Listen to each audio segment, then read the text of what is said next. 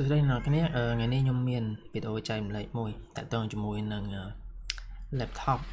ដែលលាន់កង្ហារខ្លាំងនៅពេលដែលយើងប្រើកម្មវិធីធំអីដូចជា render រូបភាព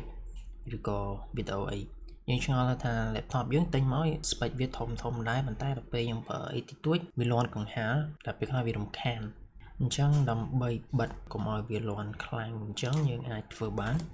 ដំបូងឡើយយើងចូលទៅកាន់ control panel យើង search មករកពាក្យ control panel មកហើយដែលយើងត្រូវរកនោះគឺនៅក្នុង hardware and sound នេះបន្ទាប់មកយើងចូលទៅកន្លែង power option បើសិនបើបងអ្នកនរគ្នាអត់ទាន់សេរីអីស្រាប់វានឹង load ឃើញនៅកន្លែង balance នេះហើយយើងអាចសេរីនៅក្នុងនឹងបានប៉ុន្តែខ្ញុំអត់ទេខ្ញុំចង់បង្កើតថ្មីខ្ញុំ recommend ឲ្យបង្កើតថ្មីមកយើងចុចកន្លែងcreate a power plan នេះមកបន្ទាប់មកយើងរើសយក high performance មកហើយយើងអាចដាក់ឈ្មោះកំណត់បានយើងដាក់ទៅតែខ្ញុំអត់កែទេខ្ញុំចុចពាក្យ next យកទៅហើយខ្ញុំបង្កើតទៅមកអញ្ចឹងខ្ញុំបានហើយនេះបង្កើតថ្មីរបស់ខ្ញុំអញ្ចឹងអីដែលខ្ញុំត្រូវកែគឺខ្ញុំត្រូវទៅ change plan setting ហើយដែលខ្ញុំចុចបន្ទាប់គឺ change advanced power setting មក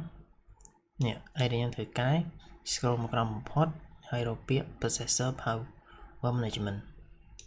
យើងចុចមកតើតើនៅ2នេះគឺ minimum processor state អាហ្នឹងគឺកម្លាំងដែលយើងប្រើទាបបំផុតគឺយើងឲ្យវា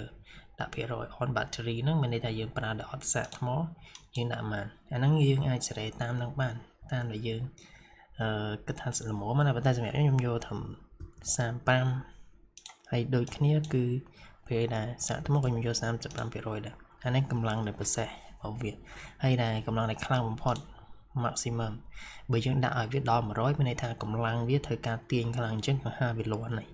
អញ្ចឹងខ្ញុំដាក់ត្រឹម80 85ឯងបានខ្ញុំដាក់ត្រឹម80ចុះដូចគ្នា80ខ្ញុំបញ្ជាក់ម្ដងទៀតណាអាកន្លែងនេះយើងអាចលើសនឹងឬក៏ក្រោមនឹងបានយើងមិនមែនចាំបាច់តតែកំណត់តាមខ្ញុំទេយើងអាចសេរីតាមដែលយើងគិតថា